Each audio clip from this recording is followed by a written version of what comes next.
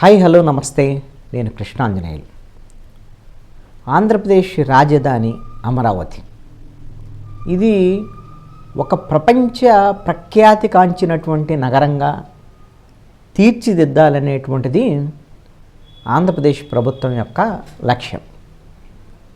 ముఖ్యమంత్రిగా చంద్రబాబు నాయుడు అమరావతి, అదేవిధంగా పోలవరం, ఈ రెండు ప్రాజెక్టులకు సంబంధించినటువంటి రెండు కళ్ళ ప్రాధాన్యతతో ఆయన ముందుకు తీసుకెళ్లేటువంటి ప్రయత్నం చేస్తున్నాడు.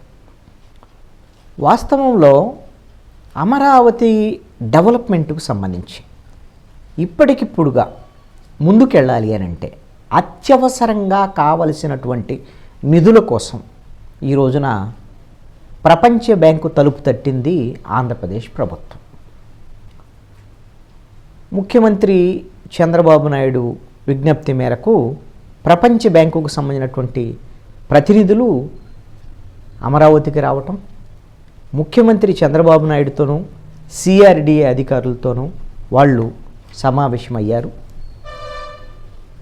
రానున్నటువంటి అంటే 2050 నాటికి ఆంధ్రప్రదేశ్ రాజధాని అమరావతిలో 35 లక్షల జనాభా ఉన్నటువంటి నగరంగా తయారు కాబోతుంది అనేటువంటిది సిఆర్డిఏ యొక్క ప్రణాళిక. మరి ఈ 35 లక్షల జనాభా ఉండేటువంటి రాజధాని నగరంలో ఒక 20% పార్కులు, అదేవిధంగా రోడ్లు, ఇన్ఫ్రాస్ట్రక్చరు, అండర్గ్రౌండ్ డ్రైనేజీ, ఇవన్నిటికి సంబంధించినటువంటి వీటిని ఏర్పాటు చేసుకోవాలంటే కొంత నిధుల కొరత ఉంది. అయితే ఆంధ్రప్రదేశ్ రాజధాని అమరావతిగా ఏర్పాటు చేసుకోవాలనేటువంటి క్రమంలో 2014 నుంచి 19 వరకు తెలుగుదేశం బీజేపీ ప్రభుత్వం ఉన్న సమయంలోనే ప్రపంచ బ్యాంకు సహకారాన్ని అప్పటి ప్రభుత్వం కోరి ఉంది. అప్పుడు ప్రపంచ బ్యాంకుకు సంబంధించినటువంటి కొంతమంది ప్రతినిధులు వచ్చి ముఖ్యమంత్రితో అప్పుడు చంద్రబాబు నాయుడుతో మాట్లాడి 7,200 కోట్ల రూపాయలు ఇవ్వటానికి, అది కూడా 2 దఫాలుగా ఇవ్వటానికి ఒప్పందం కూడా చేసుకున్నారు. ఇది 2019కి ముందు ఉన్నటువంటి ప్రక్రియ. అయితే ఆ సమయంలో వైఎస్ఆర్ కాంగ్రెస్ పార్టీ ఒక ప్రచారం తీసుకొచ్చింది. మొత్తము అమరావతి రైతుల నుంచి భూములు తీసుకున్నారు, ఇది ప్రపంచ బ్యాంక్ దగ్గర తాకట్టు పెడుతున్నారు, ఇక అమరావతి రైతులకు అన్యాయం జరుగుతుంది, ఇలాంటివన్నీ ప్రచారం చేశారు.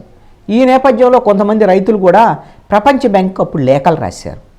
అప్పుడు ప్రపంచ బ్యాంకు బృందం వచ్చేసి ఆ రైతుల నుంచి వాళ్ళ దగ్గర నుంచి సమాచారం తీసుకొని ఇంకా అదనపు సమాచారం కోసం మళ్ళీ వస్తామని చెప్పి ఇవన్నీ జరిగేటువంటి క్రమంలో 2019 ఎన్నికల్లో తెలుగుదేశం ప్రభుత్వం ఓడిపోయింది. ఇక ఆ తర్వాత అమరావతి పడకన పడిపోయింది, 3 రాజధానులు అన్నారు, ఇవన్నీ కూడా ఇక ప్రపంచ బ్యాంకు పట్టించుకోవాలి అమరావతి విషయంలో. ఇప్పుడు మళ్ళీ పాత ఆ ప్రతిపాదన ఏదైతుందో దానికి సంబంధించినటువంటి విషయంలో కొంత మళ్ళీ మాకు ప్రపంచ బ్యాంకు నుంచి సహకారం కావాలి అమరావతి రాజధానికి సంబంధించినటువంటి విషయంలో అని ఆంధ్రప్రదేశ్ ప్రభుత్వము ప్రపంచ బ్యాంకును అడగటము, ప్రపంచ బ్యాంకు కూడా మళ్ళీ ముందుకు వచ్చింది. అయితే ఇప్పుడు ఉన్నటువంటి పరిస్థితుల్లో ఇవన్నీ రైతులకి రెసిడెన్షియల్ ఫ్లాట్స్, అదేవిధంగా కమర్షియల్ ఫ్లాట్స్, ఇవన్నిటిని కూడా అందించాల్సినటువంటి అవసరం ఉంది. వాటిని డెవలప్ చేసి ఇవ్వాలి, వాటికి రోడ్లు వేయాలి, నీటి వసతి కల్పించాలి, ఇన్ఫ్రాస్ట్రక్చర్ డెవలప్ చేయాలి, ఇవన్నీ చేయాలి. పార్కులు, సామాజిక అవసరాల నిమిత్తం అన్నీ కూడా చేయాల్సినటువంటి అవసరం ఉంది. అయితే ఇప్పుడున్నటువంటి పరిస్థితుల్లో ఒక ఏడాదిలోనే ఒక 15,000 కోట్ల రూపాయలు ప్రపంచ బ్యాంకు నుంచి తీసుకొని ఇప్పుడు ఉన్నటువంటి ఈ ఇన్ఫ్రాస్ట్రక్చర్ డెవలప్మెంట్కి సంబంధించినటువంటి పనులను ప్రారంభించాలి అనేటువంటిది ప్రభుత్వం యొక్క ఆలోచనగా ఉంది. ఇప్పటికే 3 కోట్ల రూపాయలతో మొత్తం అమరావతి అడవిలాగా ఉన్నటువంటి కంప చెట్లు మొత్తం తొలగిస్తున్నారు. ఇది ఒక 4 రోజుల్లోనే కంప్లీట్ కాబోతుంది. ఇక సంబంధించి ఇప్పటికే అమరావతిలో సెక్రటరేట్కి సంబంధించినటువంటి ఆ బిల్డింగ్స్, వాటికి సంబంధించినటువంటి పునాదులు మొత్తం కూడా నీళ్ళలో మునిగిపోయి ఉండటం, వాటికి సంబంధించినటువంటి అసలు అవి పనిచేస్తాయా లేదనేటువంటి దాని మీద చెన్నై, అదేవిధంగా హైదరాబాద్ ఐఐటి నిపుణులు వచ్చి పరిశీలించడం, వాళ్ళు ఇంకొక నివేదిక ఇవ్వడానికి ఒక 4 రోజులు సమయం పడుతుంది. ఆ నివేదిక వచ్చిన తర్వాత అసలు అవి పనిచేస్తాయా లేవా, లేకపోతే వాటి స్థానంలో వాటిని తొలగించేమన్నా కొత్తవి మళ్ళీ పునాదుల నుంచి వేసుకోవాలా, అది ర్యాప్ట్ ఫౌండేషన్ వేశారు ఆ రోజున, అవి పనిచేస్తాయా లేదనేటువంటిది తేలాల్సినటువంటి అంశం. మరి ఎంత బడ్జెట్ అవుతుంది ఏంటి అసలు తాత్కాలికమైనటువంటి అంశాల మీద వీటిలోనే ఈ 15,000 కోట్ల రూపాయలు ప్రపంచ బ్యాంకు ఇప్పుడు వెళ్ళి చూసినటువంటి ప్రతినిధులు మళ్ళీ ఒక్కసారి వచ్చిన తర్వాత దానికి సంబంధించినటువంటి నిధులని ప్రపంచ బ్యాంకు రిలీజ్ చేసేదానికి అవకాశం ఉంది.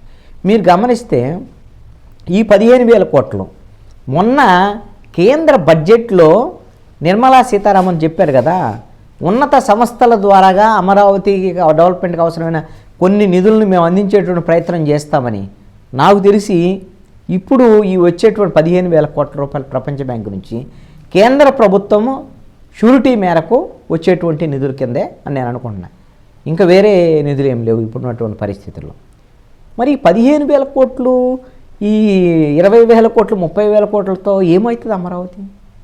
ఎలా పూర్తవుతుంది ఏంటి? ఇప్పుడు ప్రణాళికలు అయితే చాలా ఉన్నాయి. ఇంటర్నల్గా సంబంధించినటువంటి సీడ్ యాక్సెస్ రోడ్లు పూర్తి చేయాలి. ఈ సీడ్ యాక్సెస్ రోడ్లని నేషనల్ హైవేలో కలపాలని ప్రణాళికలు ఉన్నాయి. అదేవిధంగా సిఆర్డీఏ పరిధిని పెంచారు. వైకుంఠపురం దగ్గర అవసరమైనటువంటి రాజధానికి అవసరమైనటువంటి ఒక 60 TMC నీటి నిల్వకు అవసరమైన రిజర్వాయర్ కట్టాలనుకుంటున్నారు. కృష్ణానది మీద ఒక 3 బ్యారేజీలు కట్టాలనుకుంటున్నారు.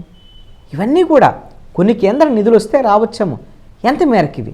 ఇప్పుడు 15,000 కోట్ల రూపాయలు ఇచ్చేటువంటి వాడితో ఎన్ని పనులు అవుతాయి మన ఈ తాత్కాలికమైనటువంటి పనులు తప్ప. అయితే అసలు అమరావతి నిర్మాణం జరగాలి అని అంటే ఏది పరిపాలన భవనాల నిర్మాణం జరగాలి, ఇన్ఫ్రాస్ట్రక్చర్ వీటికి సంబంధించి నాకు తెలిసి 2016-17 ఆ సమయంలో అనుకుంటా 48,000 కోట్ల రూపాయలు అవసరం ఉంటుంది అనేటువంటి దాని మీద అప్పుడు ఆ రోజున ఒక ప్రణాళిక రూపొందించడం అనేటువంటిది జరిగింది. ఆ 48,000 కోట్ల రూపాయలు వస్తే కేంద్ర ప్రభుత్వం నుంచి ఇవి మన విభజన చట్టంలో ఉన్న దాని ప్రకారంగా మనకి కేంద్ర ప్రభుత్వం నుంచి సహకారం రావాలి. మరి వీటికి సంబంధించినటువంటి విషయంలో మరి ఎంత మేరకు కేంద్ర ప్రభుత్వం సహకరిస్తుంది? లేదంటే ఈ ప్రపంచ బ్యాంకు నుంచి మనం తీసుకున్నటువంటి ఈ డబ్బులేనా? ఇంకా మిగతా డెవలప్మెంట్కి సంబంధించినటువంటి విషయంలో ఏంటి అనేటువంటి దాని మీద ఎంత మేరకు ఇప్పుడు 15,000 కోట్లు వస్తున్నాయి. మొన్న 10,000 కోట్ల రూపాయలతో 2019 వరకు కొన్ని పనులు జరిగాయి. నాబార్డు ఇతరకు సంబంధించినటువంటి ఇంకా మనము సెక్రటరేట్ బిల్డింగ్ కట్టుకోవాలి, అదేవిధంగా హైకోర్టు బిల్డింగ్ కట్టుకోవాలి, అసెంబ్లీ బిల్డింగ్ కట్టుకోవాలి, అదేవిధంగా ఎమ్మెల్యేలు ఎంపీలకు సంబంధించినటువంటి ఎమ్మెల్సీలకు సంబంధించినటువంటి క్వార్టర్స్ ఫినిషింగ్ దశకు వచ్చేసి బహుశా 3 నెలలు వాటిని మనము ఆక్యుపై చేసుకోవచ్చు, వాడుకోవటానికి కూడా. జడ్జీలకు సంబంధించినటువంటి క్వార్టర్స్ ఉన్నాయి. తర్వాత సెక్రటరేట్ ఎంప్లాయీస్కి సంబంధించినటువంటి క్వార్టర్స్ ఇవన్నిటికి సంబంధించినటువంటి అవి కొన్ని ఇవి స్లాబ్స్ అయిపోయినాయి. ఇవన్నిటి విషయంలో కేంద్ర ప్రభుత్వం నుంచి ఇంకేమైనా సహకారం కన్నా, ఎందుకంటే ఎన్డీఏ ప్రభుత్వం ఇక్కడ ఎన్డీఏ ప్రభుత్వం అక్కడ ఎన్డీఏ ప్రభుత్వం ఉంది కాబట్టి వాళ్ళ నుంచి కన్నా పూర్తి సహకారం వస్తే ఈ 5 సంవత్సరాల్లో మనం అమరావతి ఏదైతే ప్రణాళికలు రూపొందించుకున్న దానికి అనుగుణంగా 5 సంవత్సరాలు పూర్తి కావడానికి అవకాశాలు ఉండొచ్చు. ఇప్పుడు వచ్చేటువంటి ప్రపంచ బ్యాంక్ నిధులు ముందు గేరప్ కావడానికి అమరావతి సంబంధించిన పనులు ప్రారంభం కావడానికి ఉపయోగపడతాయి.